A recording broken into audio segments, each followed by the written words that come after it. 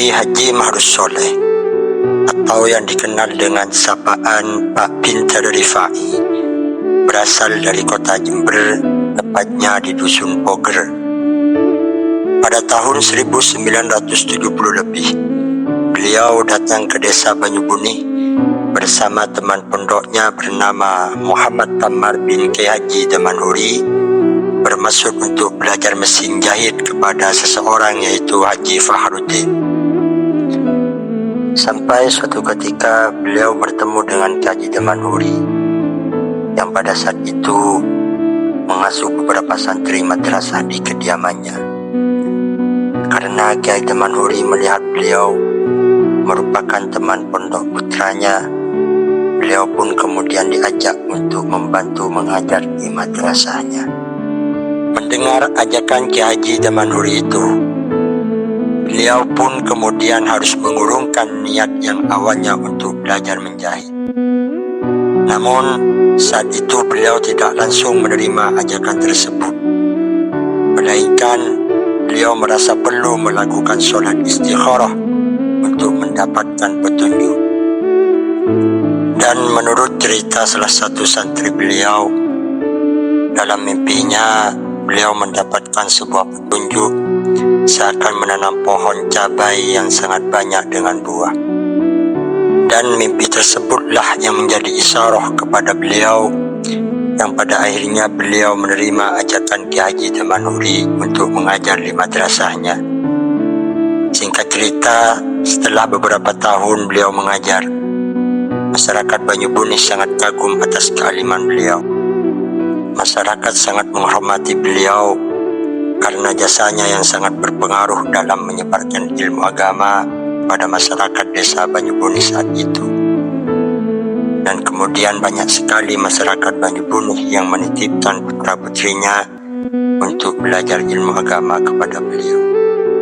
Seiring berjalannya waktu, semasa beliau menyebarkan ilmu agama di desa Banyubuni, lalu beliau menikahi seorang perempuan di desa tersebut. Terus dibangunkan gedung untuk dijadikan tempat belajar mengajar beliau. Dan setelah itu, beliau berpindah ke kampung Tuko dan mendirikan madrasah di sana yang sekarang bernama Bustanul Ulum 1. Di sana beliau mengajar selama 24 tahun. Sedangkan santrinya saat itu bisa dibilang dengan jumlah yang sangat banyak. Bahkan sebagian santrinya ada yang dari luar desa Banyubuni, seperti desa Teleman dan Lantai. Di sana kemudian beliau melaksanakan ibadah haji sampai 3 kali. Bahkan beliau sempat berkeinginan untuk mukim di Mekah. Namun beliau pada waktu di Mekah bermimpi didatangi oleh Kiai Haji Damanhuri. Dalam mimpinya beliau diperintah untuk pulang karena kasihan santrinya, sehingga tidak jadi mukim. Lalu beliau kembali mengasuh santri-santri. Setelah beberapa tahun kemudian, beliau diberi sebidang tanah oleh salah satu santrinya yang bernama Tholib bin Sanamun, yang berlokasi di sebelah baratnya Masjid As-Siddiqin Banyubuni, dan membangun rumah di sana.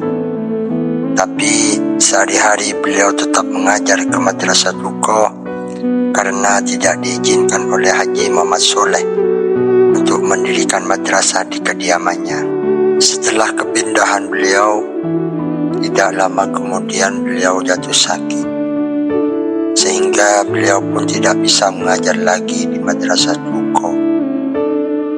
Karena begitu perhatiannya beliau kepada santri-santrinya, kemudian beliau memutuskan untuk meminta izin ke Haji Muhammad Sholeh agar diizinkan untuk mendirikan madrasah di kediaman beliau. Meskipun dalam keadaan sakit, beliau masih berusaha untuk tetap mengasuh santri-santrinya. Dan ketika beliau merasa sudah tidak mampu lagi, beliau memanggil salah satu santrinya, yaitu Ustadz Abu Siri bin Haji Ahmad Ridhoi, untuk menghadap ke beliau.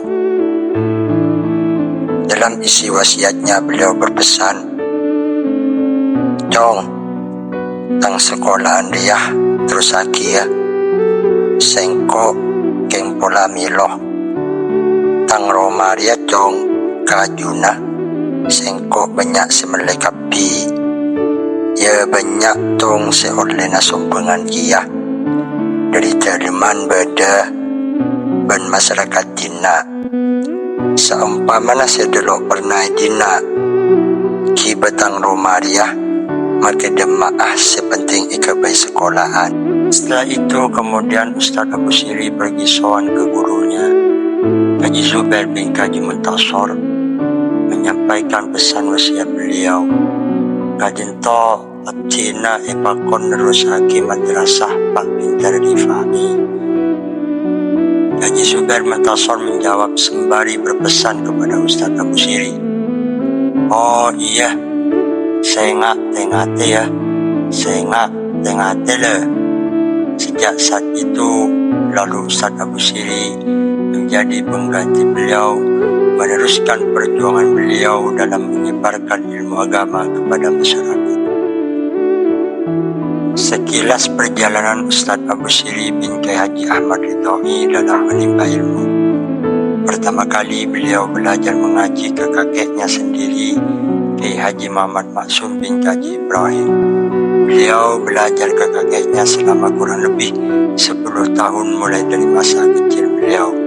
Kemudian melanjutkan dalam menimba ilmu ke Kiai Haji Mahrus Soleh Pak Pintar Rifai. Setelah beberapa tahun kemudian, lalu Ustaz Abu Siri melanjutkan lagi dalam menimba ilmu di Pondok Pesantren Nurul Khalil di bawah asuhan Kiai Haji Zubair bin Kaji Muntasor Demangan Barat Bangkalan. Ada banyak sekali dari beberapa santri Kiai Haji Mahrus Soleh yang saat ini masih teringat bagaimana kedisiplinan beliau dalam mengasuh santri-santrinya. Dari sekian banyak santri beliau, saat ini telah menjadi orang-orang yang sukses. Semoga kita selalu senantiasa mendapatkan berkah beliau, dan semoga kita diakui sebagai santri-santri beliau. Amin ya rabbal alamin.